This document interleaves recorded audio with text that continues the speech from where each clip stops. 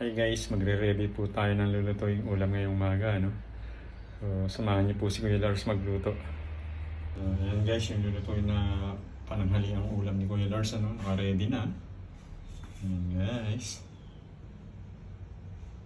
So, yan yung sahog natin guys. Alam na kung ano yung ating lulutuin, ano? Mag-chop-chop po si Kuya Lars, mga idol. Ayan, nasa pasalang na po yung ating kawali. Magigisa na po tayo. Tara guys, samahan niyo ako. Ayan na guys, ginigisa na natin yung ating sahog guys. Ayan, yung gulay na natin ilalagay dito, ano? Shout out po sa inyo lahat mga idol. Guys, dumating tayo sa part na luto na yung ating ulam. Yung magustuhan mga idol.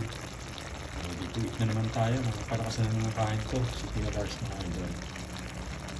Thanks for watching guys.